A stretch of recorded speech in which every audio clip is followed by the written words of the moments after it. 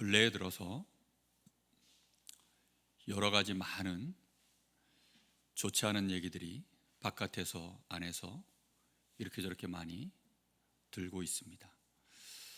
그러다 보니까 목회자인 저도 왠지 모르게 여러 가지 부분에서 힘이 빠져나가더라고요.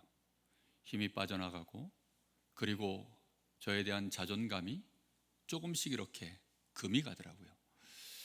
그 금이 가는 것이 걷잡을 수 없이 이렇게 저렇게 사람을 힘들게 하는 그런 상황들이 자꾸 만들어져요. 그걸 회복해 보려고 기도하고, 그걸 회복해 보려고 하나님 앞에 많이 엎드려서 눈물도 흘리고, 이렇게 저렇게 많은 시간들을 해보았습니다. 그도 안 되니까 또 혼자서 바람도 쐬고, 이렇게 저렇게 여러 가지 이제 생각을 다른 데 놓으려고 이것도 해보고 저것도 해보고, 그렇게 그걸 이제 보통 이제 방황이라고 하는데, 그런 것도 해보고 이렇게 저렇게 해보는데 회복이 안 됩니다. 그러다가 하나님께서 저에게 주신 은혜가 있습니다. 오늘 바로 이 말씀입니다. 주신 이 말씀이 오늘 저를 완전히 회복시켰습니다. 오늘 이 말씀은 저에게 주시는 말씀입니다. 아, 네가 참 어리석구나. 우리는 복음 놓치면 결국은 다 어떤 자들입니까? 연약한 자들이고, 사실상 죄인이고, 우리는 복음 아니면 하나님 앞에서 우리는 도저히 성령의 역사, 감동, 충만 받을 자격이 있는 자들이 단 한 사람도 없다는 사실.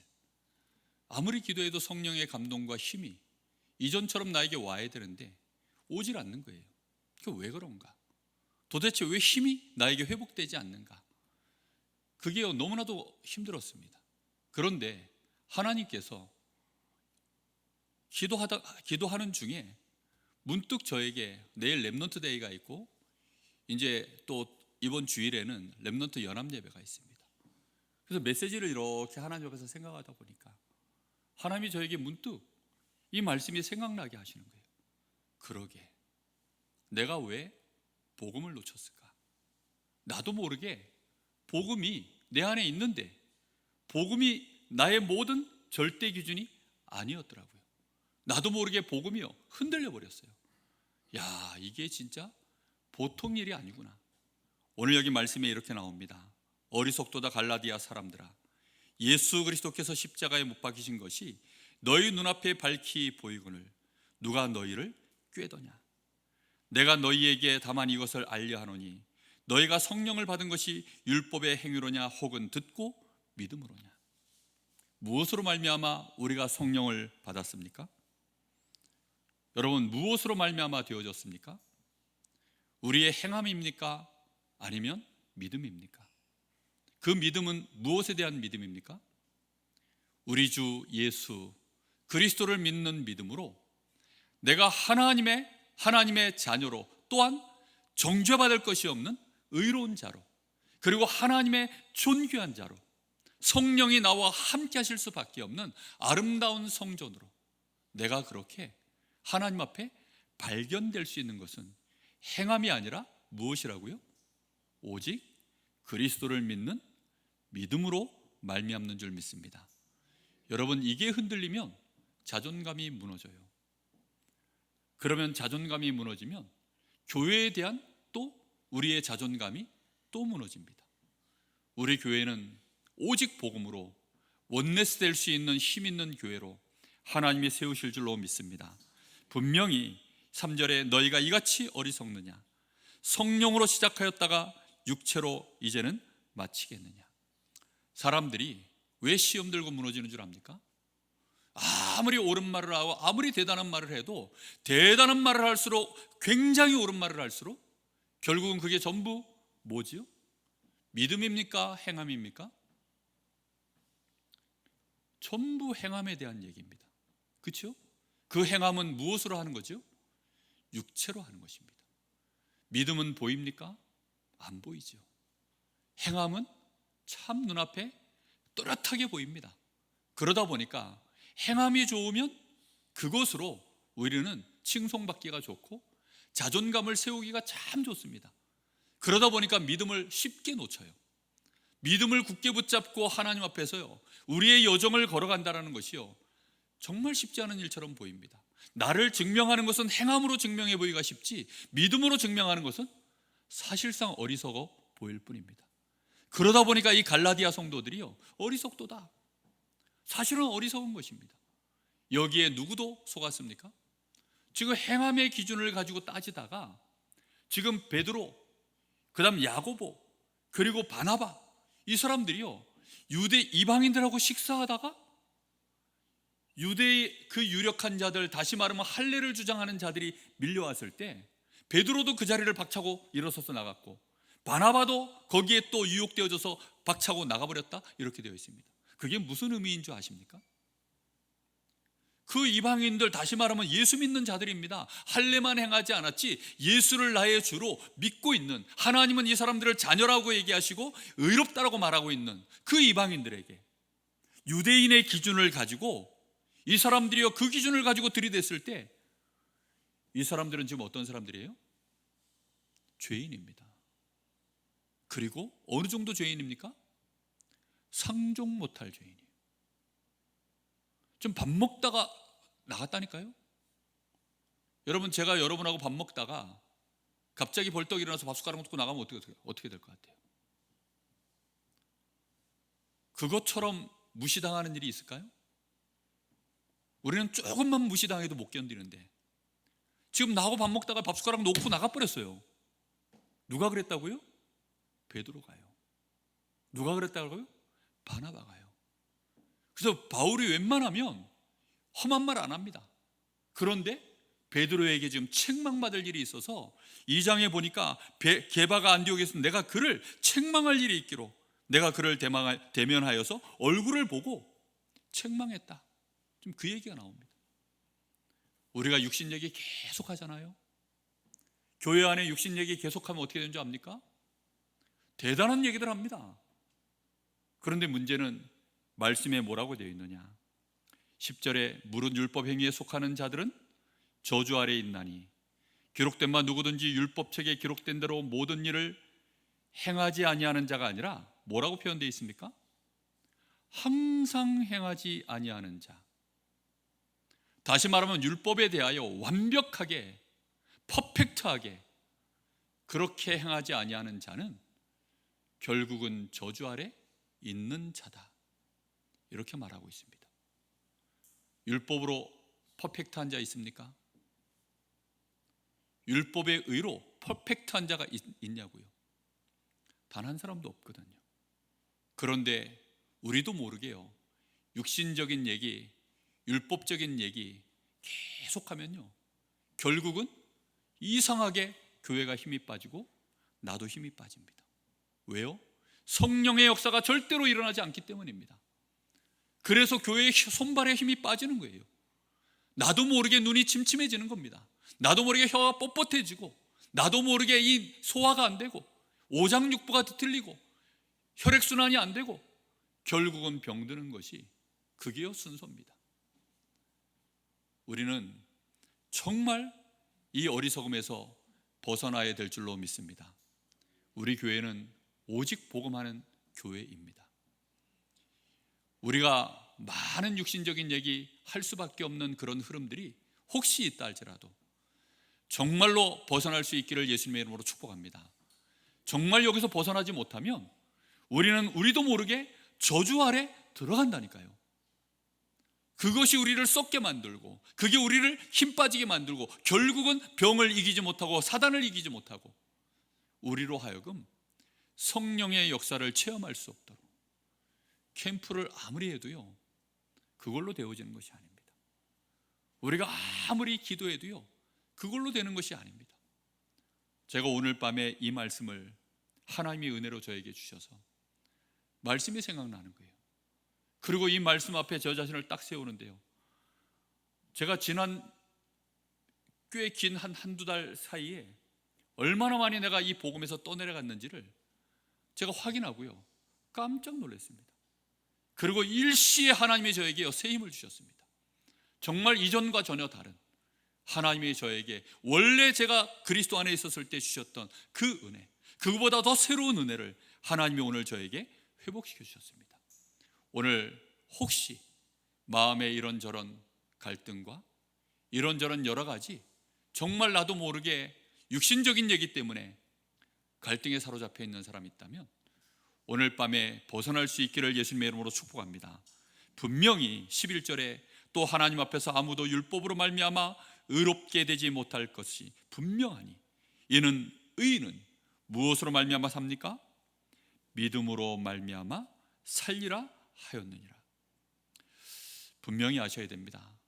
율법은 믿음으로 난 것이 아니라 율법을 행하는 자는 그 가운데서 살리라 하였느니라. 여러분, 결국은 믿음으로 살 것이냐 행함으로 살 것이냐. 우리가요 정말 하나님이 우리에게 정하신 법은 행함의 법이 아닙니다. 무슨 법입니까? 믿음의 법입니다.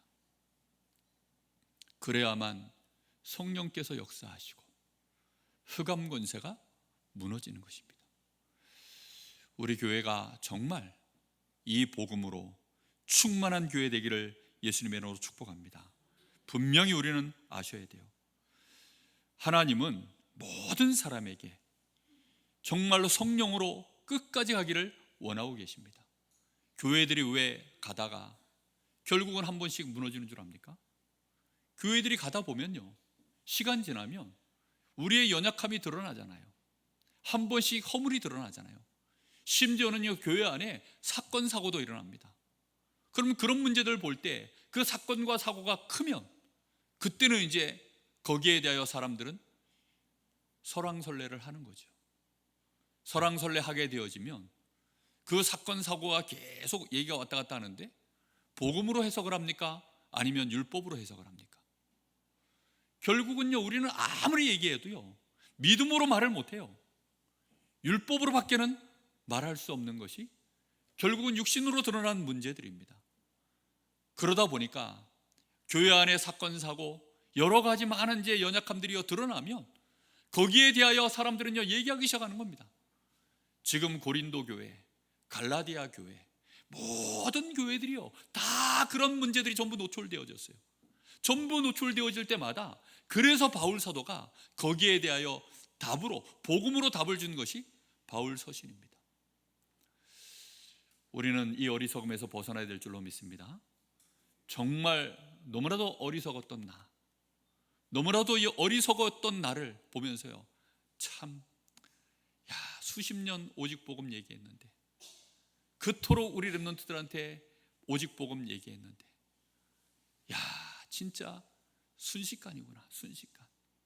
오죽하면 여기 바울 사도가요 1절에 어리석도다 갈라디아 사람들아 예수 그리스도께서 십자가에 못 박히신 것이 너희 눈앞에 밝히 보이거늘 누가 너희를 꾀더냐. 그럼 몇 사람이 딱 꿰면요 육신적인 합당한 이유를 가지고 막 이렇게 저렇게 떠들기 시작하면요 그 순식간에 물듭니다. 정말 순식간에 물들거든요. 육신적인 얘기 가지고요 이렇게 저렇게 얘기하면 맞잖아요. 틀린 얘기가 아니잖아요. 딱 맞잖아요. 얼마나 맞는 말입니까? 그러다 보니까 결국은 육신의 기준을 가지고 우리도 모르게 점점 이 얘기가 커지는 거예요. 점점 육신의 기준이 커지기 시작하니까 어느덧 우리가 아는 이 복음은 그 뒤로 숨어버립니다.